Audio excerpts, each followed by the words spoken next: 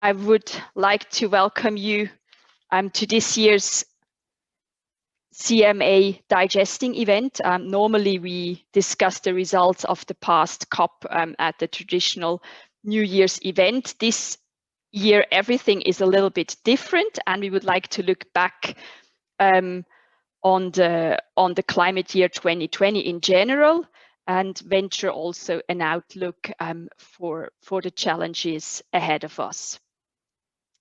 We have had a very special year, obviously, and many challenges ahead of us. Everyone is back now in the home office again, and social interactions are kept, and are kept to a minimum.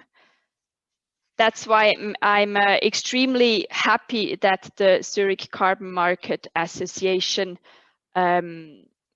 has managed to actually use almost the only window of opportunity in 2020 to have a real face-to-face event, a real face-to-face interaction.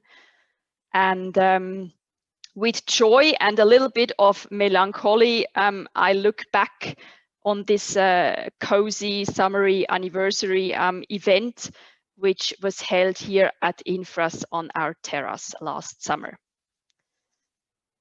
As I said, a special year lies behind us. In 2019, headlines were dominated by the climate youth movement, but COVID-19 has displaced that interest and awareness completely. In fact, the cause of both crises are share commonalities, and their effects are converging. The climate emergency and the COVID-19 are both born of human activity that has led to environmental degradation. Neither the climate emergency nor the zoonotic pandemic were unexpected. So the COVID pandemic has led to a very different year. Many processes have, and especially negotiation processes, slowed down. On the other hand, certain areas have also experienced a real boost, such as, for instance, the net zero topic, including its new emerging technologies. Also, many governments have included green recovery measures into their crisis recovery packages, deals, for example, through grants or loans or tax reliefs, which should direct towards a green economy, towards green infrastructure, transportation, and so on. But so far, the balance between these green and non-green spendings is not enough in terms of the support towards a positive effect.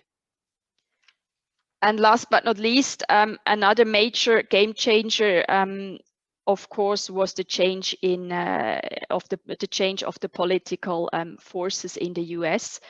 Joe Biden unveiled the most ambitious climate plan that a nominee has ever taken, and I'm very happy that we can discuss this afternoon with you what all these different major changes and events of the last year mean for climate policy, and which achievements could be made, and which processes are delayed, and what we can expect from the year ahead of us.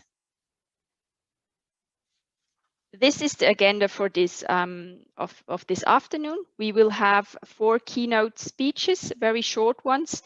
The start will make Axel Mikalova from Perspective. He will talk on the Biden administration. Jörg Füssler from Infras will talk on net zero targets and strategies. Simon Fellermeier from BAFU will provide a deep dive into the Article 6 negotiations, and Denise Fusten from ABP will focus on how COVID-19 has had an impact on the Swiss climate policy landscape. After the inputs, we will have a panel discussion. And after that, we will have an interactive breakout group discussion where you will be put into small groups of 3 persons and where you will find some time to informally discuss and network with your fellows. Having said that, I would like to hand over to Axel Mikhailova for the first input speech, and I'm happy to see him now in the participants list. Thank you. Welcome, Axel, and I'll hand over to you. Yeah, thanks a lot, Madeleine. And of course, yeah, I used the motto that actually has been used in the US after the First World War, back to normalcy. Interesting also after a global pandemic. And yeah, it will be now really interesting to see. Tomorrow is the day after all the hiccups and yeah, riots, insurrections, or whatsoever one has seen in the final days and weeks of the Trump administration. We are getting a new administration. So Madeleine, if you can come to the next slide. So I would like to qualify it that, of course, many people now expect miracles.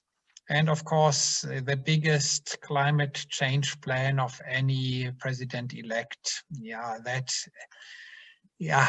expect miracles. But I would say we will not see the miracles, but we'll see, of course, significant relief. And let me start with the first point. Biden has clearly said he will re-enter the Paris Agreement on day 1 of this administration. And of course, re-entering the Paris Agreement means updating an NDC. And that is an interesting process. We know from many countries, we know from Switzerland how domestic interest groups are playing when it comes to an NDC target. And of course, this process will be quite interesting. Of course, he has provided guardrails, but I'm sure that now as the administration really starts its groundwork, there will be a very interesting debate how strong the NDC will be, what technologies the NDC will push. And of course, the characteristic of the NDC will underpin the diplomacy with the heavyweight states that so far have been sitting a bit on the sidelines in the past couple of years, hiding behind the back of Trump. And of course, I was really very enheartened when Biden announced that John Kerry will be the climate ambassador. And of course, John Kerry did a marvelous job in the run-up to Paris, also in Paris itself. So of course, he is really serious about climate diplomacy. So this, in my view, of course, is very favorable. And we'll have to see how the heavyweights react and whether this might generate a virtuous circle of other countries following suit with regard to updates of the NDC. A second aspect, and of course here we are in the Zurich Carbon Market Association, is what is the appetite of the Biden administration for carbon markets?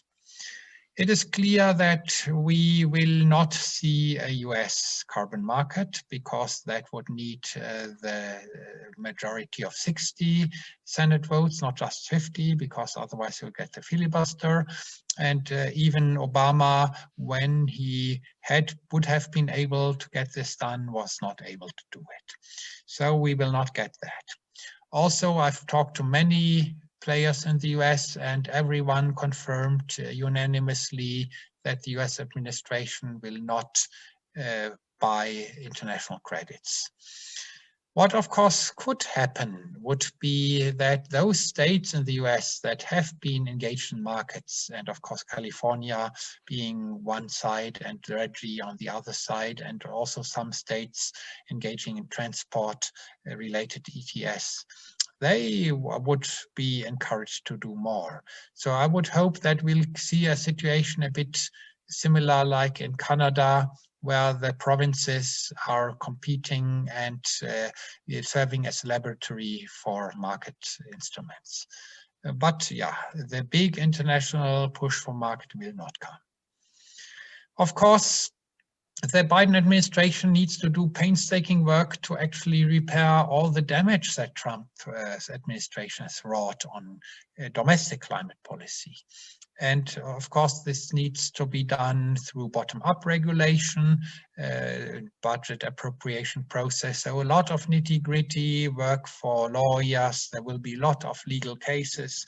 So this will be time-consuming, transaction cost-intensive, and certainly not look very market-oriented and effective. One interesting aspect that I got from my interaction with US experts was that they see a focus on two technological streams, transportation and negative emission technologies, because these are aspects of technologies that are very good for COVID recovery programs. They also have a focus on equity. Anything you do on transportation in the US context will also benefit low-income groups, whereas, for example, the direct emission trading often is seen as leading to hotspots of pollution that are detrimental to poorer groups of society. So, of course, it will be really interesting to see this push for technologies, and I'm looking forward to that. So overall, yeah, I'm not seeing the miracles, but I'm seeing many specific bottom-up actions, and I am really hoping for John Kerry making the tour of the capitals of the heavyweights of this world and getting a good momentum into international climate policy again. So with that, I would like to close and pass on to Jörg, who will take up the baton on negative emission technologies. Thank you. Thank you, Axel, for these interesting explanations. Jörg, I hand over to you. Just a quick interruption. If you have any questions, I kindly ask you to keep them for the panel discussion later. We will have enough time to discuss later on. Jörg, the floor is yours. Net zero emissions. Madeleine. Yes, thank you, and thank you for having me. It's a great pleasure as every year. Unfortunately, this is on video, but I hope that at least next year we can see each other again for this end of year event. So I'll talk about something which is closer than the US, namely the task to reach net zero emissions in the city of Zurich. Here you see a simple plotting of a net zero scenario for the city of Zurich. The yellow orange bit is more or less the energy related part of the emissions from 2020 to 2050. What you see is that there we expect that emission reductions can go very far with buildings and transportation. But you also see that big red bit on top, and these are more the indirect emissions from our consumption. So the total emissions are about 13 tons of CO2 per capita, and you see the red bit, which is some transport, but also the gray energy in construction, manufacturing of the goods we are using, other consumption, food, agriculture, the nice meat we are eating. This all leads to a carbon footprint which is really huge. And when it comes to reaching net zero, we see that the yellow orange bit energy part, I think there we are pretty much on track. This is well feasible, but say the new message 2020 is that we also need to tackle the more indirect emissions, and this is much more difficult because this is also about climate-friendly lifestyle, for instance. So I think that this is a huge task. Also, these more indirect emissions, or Scope 3 emissions, are really emerging also in the context of what different companies are doing. There is not really good data there.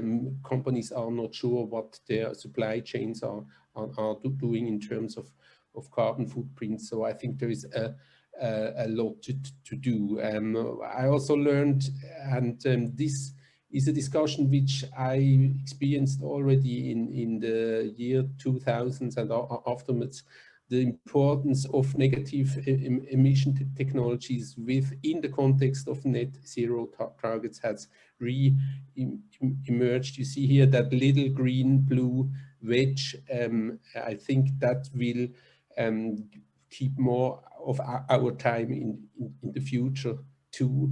The question is how to use, for instance, carbon capture and biogenic sequestration to actually remove CO2 from the atmosphere. We have also seen in the earlier Zurich Carbon Market Association event that companies are also proactive here, for instance, Swiss Re.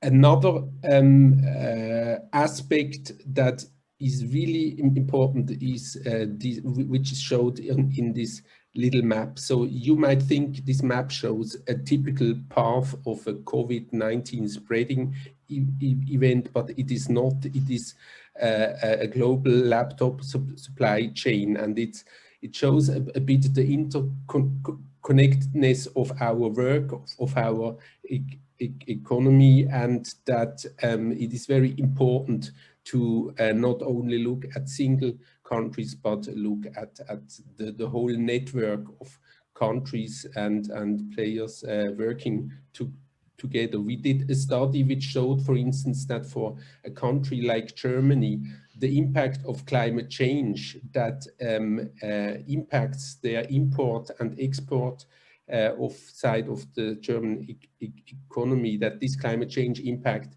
is probably much larger than the direct impact that the German economy face from the climate change that happens within its borders. So also here we see that the impact of climate change is very much something which is impacted through this network, through this transboundary impact. And coming back to the net zero plans, we also saw there that it is very important, for instance, for the net zero technologies. We see that it is quite difficult to actually store CO2 in Switzerland. It's quite expensive, and it will probably take decades until such a project works. Therefore, it's important also there to look into how could CO2 be that is captured be exported to countries such as Norway, and they are stored geologically in a safe way. Therefore, we think that this international, or the re-emergence of multilateralism that we all hope for, also with the new administration in the US, and maybe a general change in currents will help also Article 6. That will probably not be much more than a temporary niche, because all countries will have sooner or later to go towards decarbonization and net zero, which clearly limits the potential of Article 6. So my last picture, therefore, is a bit more than a year back, the COP25 in Madrid, and I look forward to Simon to tell us what has been going on in the negotiators' corridors that are not physical anymore, but that are also went into the web. Please. Thank you very much, Jörg. I'll hand over to Simon Fellermeier from BAFU directly to deep dive into these processes. Great, thank you so much. From Bern, not from San Francisco. And thanks for the invitation. I always enjoy this event, especially when it's in person and when it's followed by an apéro, as it was for the past few years. But well, for now we do what we can do, and looking forward to more events physically in the future. So I'll just try very quickly to tell you what happened, and I guess what happened in terms of Article 6 and the actual negotiations. And I guess the first big message is that not that much. There were absolutely no official negotiations throughout the entire year of 2020. And as was already mentioned, COP26 in Glasgow was postponed by an entire year to November of this year, and it is still unknown whether there will be subsidiary body sessions before. That, of course, depends on the development of the pandemic, but there's nothing planned for now. Second point, despite the fact that there were no official negotiations, I think that there were, let's say, the communication didn't break down entirely. And I know there's many experts following Article 6 closely on this call, and many of you will know that there were still a lot of webinars. I think different organizations adapted differently quickly to these changing circumstances, but overall, I think we were able to keep the conversation going. Just mentioning ERCST, organized by Andre Marco, and the IEA OECD C6G, all provided a forum for exchange. And I think another kind of noteworthy development in that informal space was the launch in November of the San Jose Principles Coalition. You will recall from a year back, we were talking quite a lot, actually. I remember at the Infra's office on the San Jose Principles.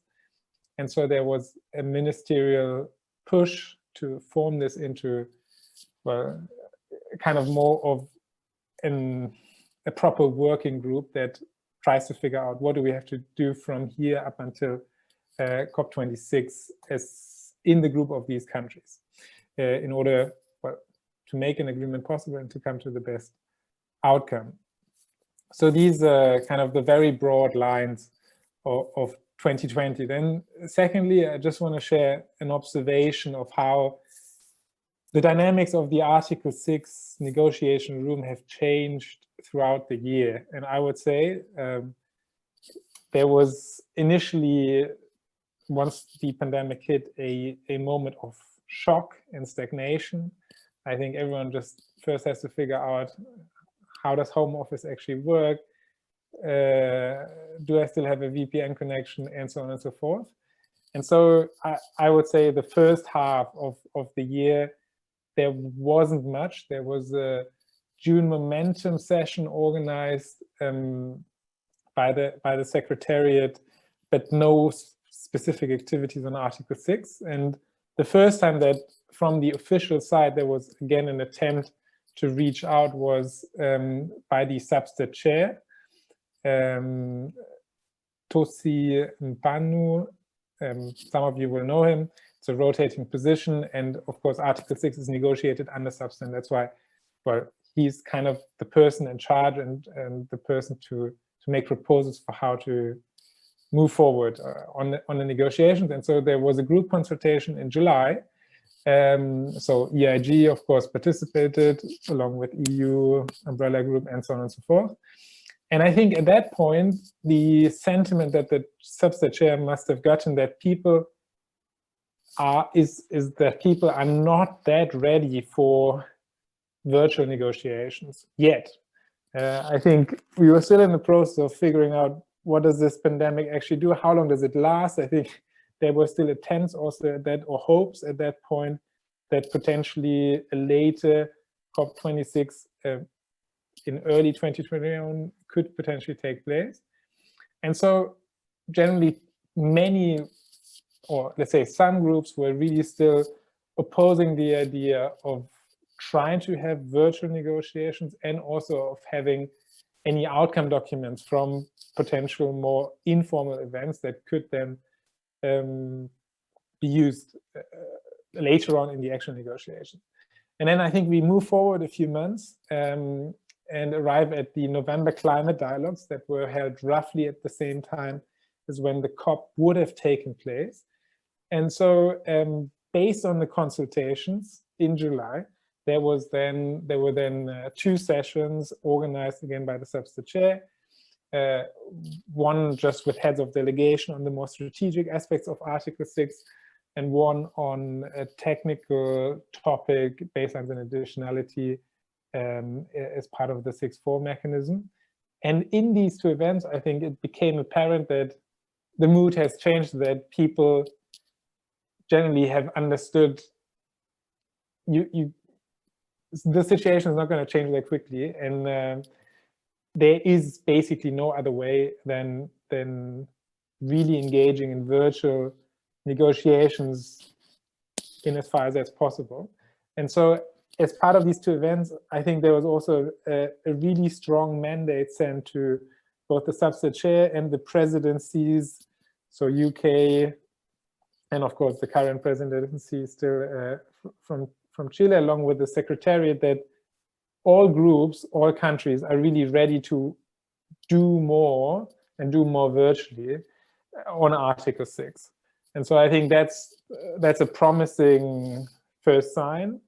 And now it's still to be seen what exactly that means for the next few months, how much of the work that really needs to get done at COP26 can be prepared and to a certain part already be finished in the lead up to meeting in Glasgow.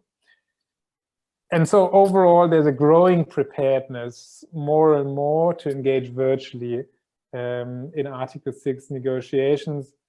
And we regard this as positive because we've been saying from the very start that we try everything to do it.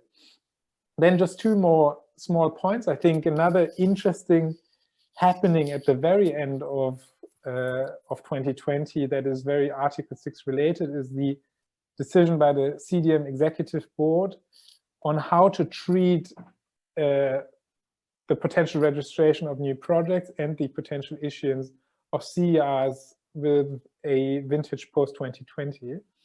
And the CDMEB decided to make that, in a sense, dependent on a CMP, so conference under the Kyoto Protocol, happening at the same time as the COP in Glasgow, on a decision of that body, which is kind of its superior body, guiding body. And so I think that is probably the only possible compromise of what could have come out of that decision. But it also means that there is really a much bigger incentive, I think, for all participants in the negotiation, maybe in particular those that were favorable to protecting the CDM as much as possible and the continued issuance of CERs, as some countries have been asking for, to really come to a bigger deal at COP26, because the current setup doesn't really cater to their needs in the same way as it maybe still did at COP25 in 2019.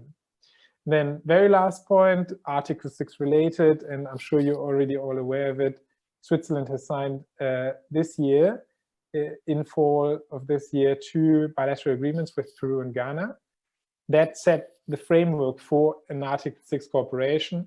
And that's, of course, also a promising sign to see that despite the missing international rules, we were able to move forward and hopefully also be able to add more countries to that list in 2021, and with that prepare implementation of Article 6 as soon as possible. Thank you very much. Thank you very much, Simon, for these insights into negotiation processes. As our last input speaker, I would like to welcome Denise Fussen from EBP, who will show us some how the COVID pandemic has influenced Swiss climate policies. Denise, the floor is yours. Thank you very much, Madeleine. So thanks also to the organization that I can have some thoughts about my experiences in Switzerland specifically. As we already heard, the actual crisis influenced everybody and every country, and also Switzerland. I had the feeling to be on a roller coaster whole year, going up and down several times. But I would like to get out a little bit the positive aspects also of this crisis for climate change. 2020 showed really good how radical changes we can do in our lives and our habits, and that this is possible. Before 2020, I was really a lot doubting if it's possible to change our mobility habits or our travel habits, but it's possible. So that gives quite some hope. And you see a picture I took in the train in Switzerland in March 2020, I think it was, when I was driving from Sangal to Aarau. And it was really a little bit strange to see these empty train stations and empty trains. I was really alone in the train wagon, and it was really like some ghost train going through Switzerland. And we also increased our habits of digital works. We already heard it just before. Also, our events are now mostly digital, and we increased our habits or our abilities in that, and that's quite some interesting evolutions we would never have expected before, that we are getting in some months experts of Zoom and Teams and other online devices. Also, like some weeks ago or some days ago, there have been some official numbers of passengers at the airports, which was quite impressive. That mobility really dropped also on international flights. In Zurich, it was -74%, and in Geneva, -68% for passenger numbers, which is quite impressive that it's possible to go down so strongly. Personally, I was really getting some hope at the beginning of the year 2020 to see that these changes are possible, especially for the planet, for climate, and to reduce emissions. Nevertheless, the reduction of economic activities and the focus on healthcare increases evidently also the risk to reduce the other priorities which are on the top, which is, for example, climate change, which was really one of the top issues in 2019, also in Switzerland as in other countries. Nevertheless, that this difficult situation in 2020 was present also in Switzerland. We saw some highlights, some glimpses, and one is certainly the CO2 law, which was approved by the parliament. And this also thanks to Fridays for Future movement in 2019, to the changes in the parliament, which is more green now than before. And this is really a big step forward for Switzerland in this year 2020. Not only on national level, there have been a lot of new activities or activities going on in 2020. Also, different cantons elaborated their climate strategies. As for example, the canton of Lucerne, who presented its climate strategy some days ago. I was personally a little bit afraid at the beginning when the crisis was starting, that now all the cantons, all the cities will stop their studies, will stop doing anything about climate because they have other priorities. And this was fortunately not the case. The cantons continued with their activities. And there are quite a few who got active in 2020, despite the difficult situation and also despite the not possible physical meetings within the project teams. And one really big news was last week from the city of Lausanne, who declared that from 2030 onwards, there's no fossil cars shall drive in the city.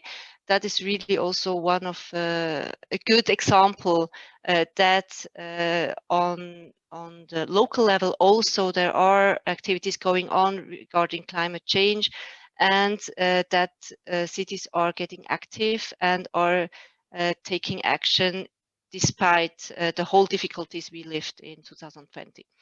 So looking back to this difficult year 2020, I conclude that there are some positive aspects we can build on for the next years, but it is also crucial to see how it will evolve in the next years. And evidently, it is important to mention that if we would to think about what would have been going on if we would not have had this crisis, and that it is important that we will have a continuation and a strengthening within the next years regarding also the implementation of the elaborated strategies, because for the moment the strategies are there, but they have to be implemented, and for that there are resources needed, there is money needed, and that's now the crucial point where also the governments and the politics have to also put the priorities on the climate change, and that will be the big questions next year, this year, or also the next years, how these priorities are put regarding the current situation. Thank you very much, Denise, for these insights, which were very interesting. Let's move directly to the panel discussion. I would like to ask all the panelists to switch on their cameras. Perfect. And I would like to start directly with you, Denise. It was interesting to hear that cantons and cities moved on with their agenda on climate change policies. What do you think? Would the crisis in 2020 not have been an even more important chance to realize substantial changes regarding climate change policies? Could we have not make more out of it, of these general disruptions? Yes, absolutely. Actually, that was my big hope when this crisis was starting, and I have seen the cities who were empty. There were no cars and everything, and I was like, oh yes, now we would need to change everything and put routes for bicycles, pull down the streets, and put new mobility possibilities, or also remove like a little bit the current habits and to start with new habits when we get again active. But for sure, that is a little bit illusionary that this is possible on a political level to implement these radical changes so rapidly in a democracy like we have in Switzerland. Nevertheless, I was hoping that the politics are a little bit more, let's say, more willing to link the crisis with opportunities for climate change, because climate change was on the political agenda globally and in Switzerland, and also on national as and cantonal level. And for the shifting of the priorities, it is clear that climate change got a little bit in the backyards. But there have been, in my view, also opportunities to use the support for the economy or for branches to link the support with some climate change goals. As for example, France did it with their help for Air France. They committed, like they put a commitment with climate change to give like the commitment from Air France that they reduce their emissions in the next years, and that was really interesting to see, and I would have hoped that some kind like this would also happen in Switzerland. And I see really a bunch of opportunities that could be used on political level, relating like this stimulus packages from Switzerland with climate change or sustainable criteria, or also other aspects. But I'm aware that that is really difficult and would need some work beforehand that the crisis is there. I think when the crisis is there, it's really difficult to act in the short term. But there could be a possibility to like prepare when the crisis is coming. How do we act, and how can we relate these different issues together to make a profit of it, or to support like a change in a greener world or in a greener economy? True. Thank you very much for this votum, Denise. I'll make the connection to Axel now, to the like bigger picture of international political forces. Axel, under the Obama administration, the US have been moderately active. Under Trump, it was different. They brought a reversal to and pulled out of the Paris Agreement. Now Biden seems to be again more ambitious. So to me, the US and the climate policy connection seems to me like an on-off relationship. Over the long term, what do you think? Will the US be a reliable partner on climate policy? Well, the US is not the only country exhibiting this roller coaster regime. Look at Canada. Canada left the Kyoto system, and now Canada, under the Trudeau administration, is one of the most interesting laboratories of climate policy instruments. Or look at Australia. Australia was great with one of the first really well-designed ETSs, and then this was cut short by a change in government. So as we go on towards the future, we will always see oscillations in the political fortune of climate policy. But of course, US, as one of the biggest and most powerful countries, is specifically visible. And what one, of course, should always say, the US had an epistemic community on climate change that was very strong, even under the strongest problems of the Trump administration. California continued with its ETS, RGGI continued to expand. You really had a very interesting range of actions on the subnational level. So, of course, I would hope that we get a more stable basis for a proactive climate policy in the US electorate, as I hope that we'll get a more stable basis for climate policy in the Swiss electorate, which will vote this year on the CO2 law. And I'm really hoping that this alliance between far right and far left will not scupper the law. So yeah, we don't need to point our fingers at the US. We should also look what's happening here at home. And what we can do is, by good work in both our private sector membership and in our researchers, we can provide more arguments for a proactive climate policy to those politicians who want to go that route, and who then maybe can be able to improve their chances of being re-elected. Thank you, Axel. So then let's have a look at our home at Switzerland. Jörg, many governments, cities and regions plan for their own net zero goals. Does it make sense for governments to do this on their own? Or, I mean, does this insular view make sense? What do you think? Thank you. I think the insular view makes sense in that sense that it's important to start doing something on your own ground first, right?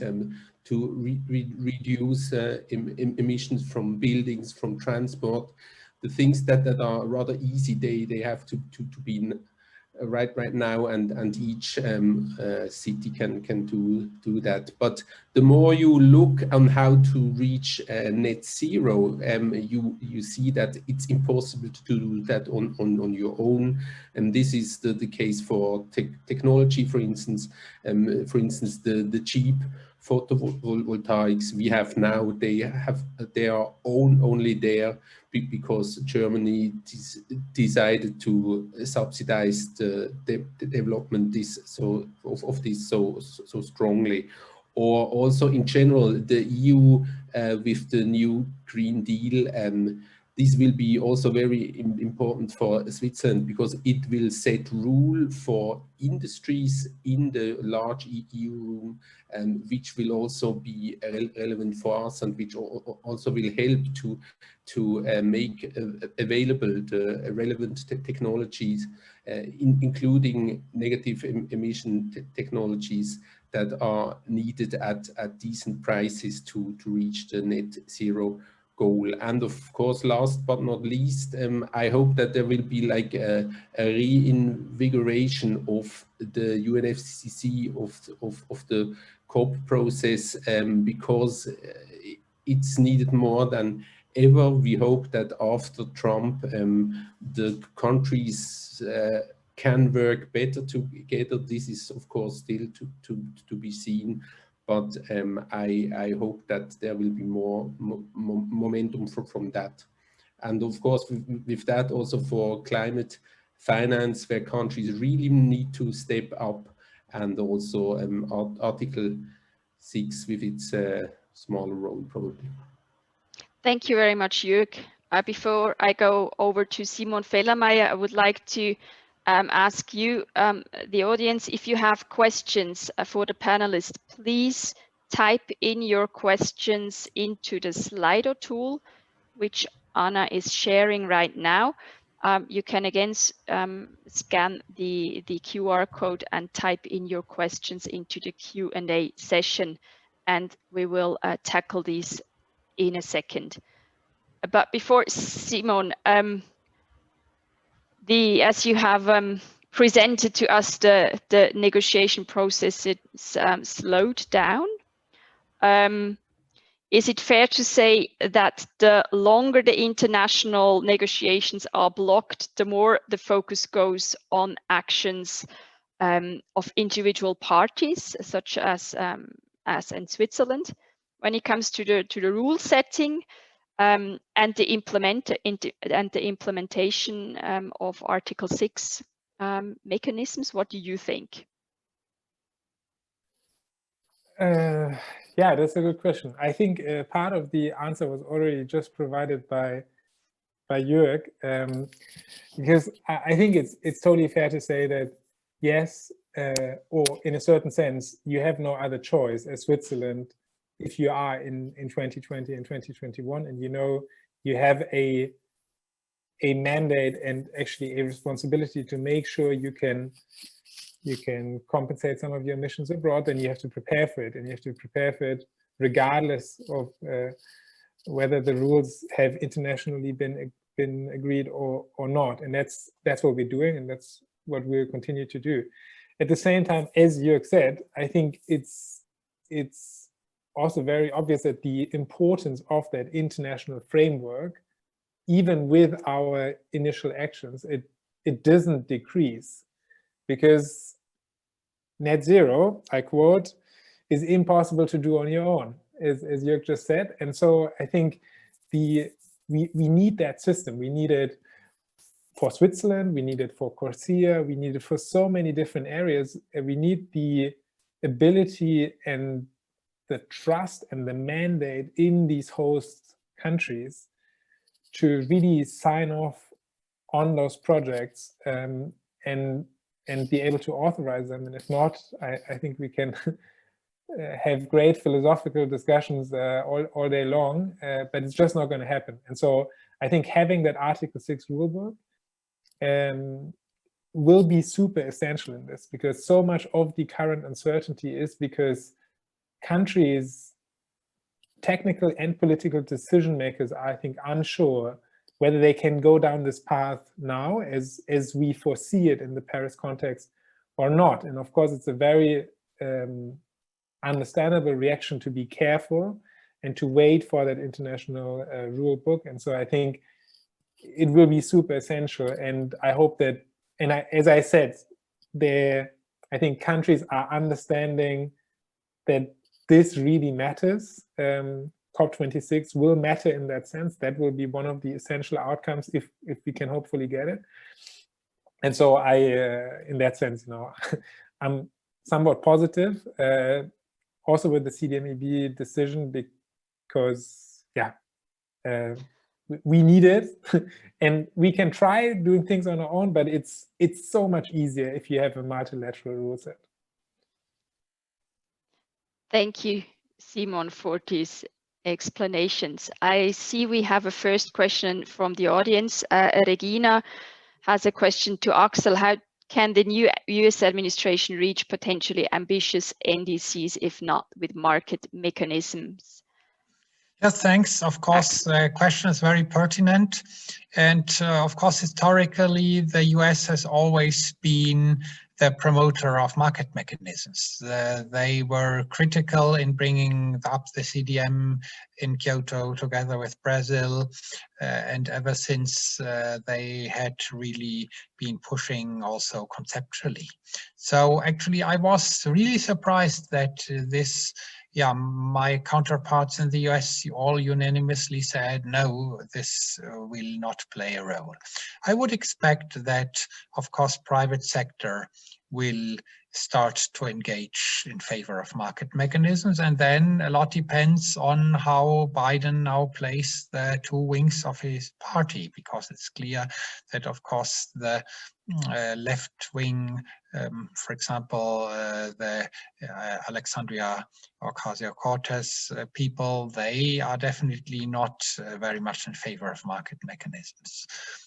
So what I would hope for is that over time, there will be an increased recognition that market mechanisms are an important component. I would probably expect that the US might see a significant role for forest credits, because traditionally the big NGOs and also on the state level, California, for example, has considered credits from REDD+ and afforestation. So I would not be surprised if we see probably the first movement in that direction coming from the US. But I hope that my forecast that there will not be a real movement towards market mechanism is wrong. But I got it from really a wide range of people I interacted with. Thank you very much, Axel. There's another question to Simon.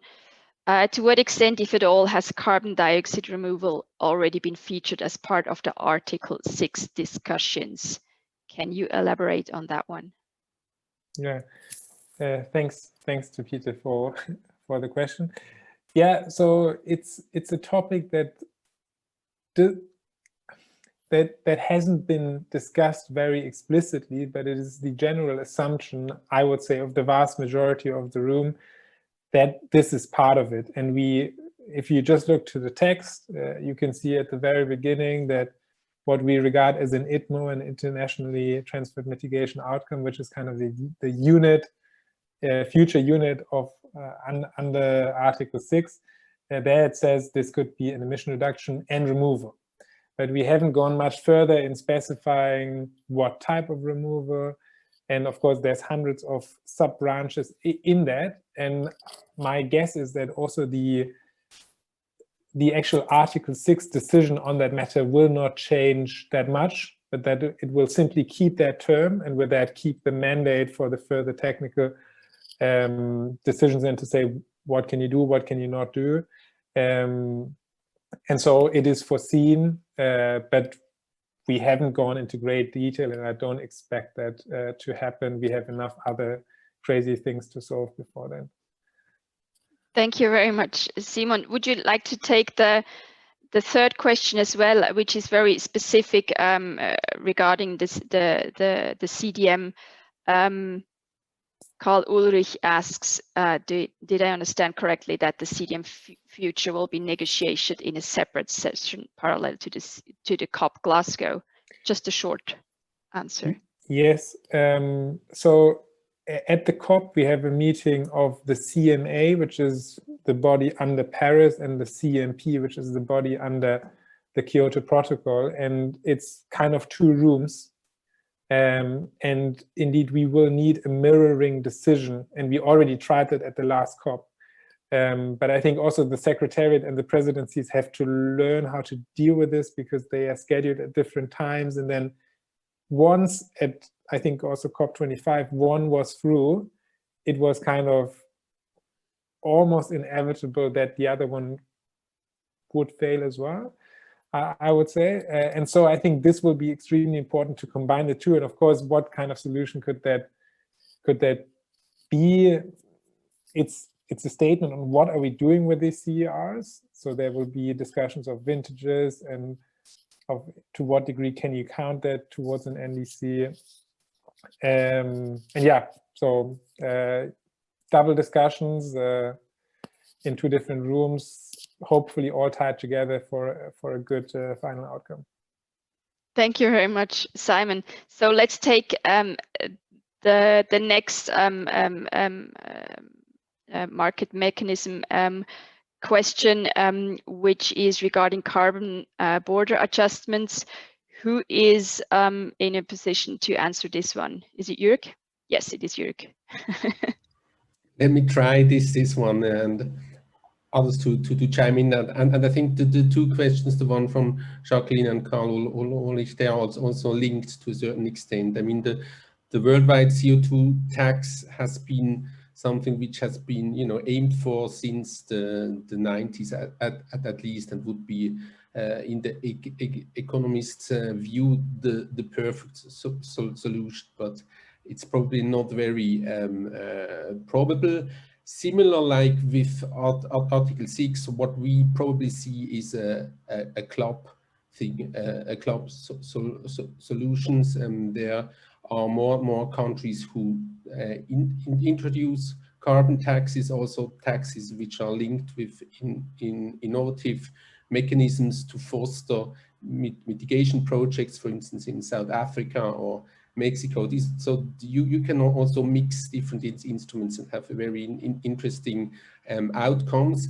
The carbon taxes, as they are now, are on the lower side. They are probably too low. Of course, the Swiss CO2 Abgabe is a very important and good instrument, but the problem you always have is that if you, as a country, you decide unilaterally to implement it, then your industry will have a competitive disadvantage, and therefore comes up the idea of the the border tax adjustments, which is also an idea which exists quite a while, but was also always treated as a kind of a fringe idea. But over the last year, I think if you look at the EU, the Green Deal, and also the very concrete discussions on the border tax adjustments that they are looking into, to my knowledge, please correct me, the concepts are now being really pushed out. There are quite some discussions in different fora. I've seen also quite some representatives from energy-intensive industries such as cement, iron and steel that quite like it because of they think they can reap some first mover advantages. So if their cement works are more efficient than what you have in other countries, then you can really get a competitive advantage out of that. To implement these carbon border adjustments, of course, is quite difficult. Also, the question is, do you apply them only for some products or to anything and so on? So, but there is quite some discussion, and the level of concreteness is already quite advanced. And I'd say that's something that Switzerland also should quite soon look at more closely, because we are so closely linked with the EU economic space. Thank you very much. Jörg, Axel, you wanted to add something? Yeah, just to add, my information is that the European Commission would publish a specific proposal sometime around June. What is also an indication that it's serious is Andrei Marcu, who has a very canny feeling about the topics that are attractive, is running now, as he runs Article 6 informal discussions, carbon border adjustment informal discussions. So this is really serious. Of course, we know that it needs to be designed carefully to be in line with WTO rules. But I think a lot of ink has already been spilled on this. So definitely it will become one of the more interesting discussions of 2021. Thank you very much, Axel. If there is no question from the audience, I'll have a last one to the panelists. Concerning the Fridays for Futures movement, which was very active in 2018 and 19 and came then to a proper abrupt end. I mean, they have contributed to many important achievements in my point of view. And what do you think, will the Fridays for Future movement be revived in 2021, 22? And if yes, in which direction will the movement go, or in what direction should it go? Yes, Axel. Well, I think the movement has, of course, done itself a great disservice by now joining the SVP in its campaign against the CO2 law. At least, of course, not the whole movement, but it will be seen as a contribution of the movement. And yeah, the strength of the movement initially was that it was not taking specific political positions. So the question, of course, is, can it again regain its former unity, really focusing on being beyond the day-to-day policy making, or will it now become a number of different streams trying to align themselves with various party alignments? And of course, well, one needs to say Greta Thunberg is a great charismatic leader. The question is, can she come back to regain this charismatic position? Of course, it might resonate with more leaders on the government level than it did in the past. So I would not rule out that the movement comes back.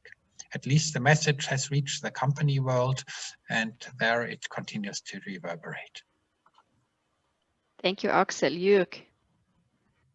I'm not so sure about the disservice. I think this lies in the nature of such a bottom-up movement that, of course, tries to do things differently and not top-down.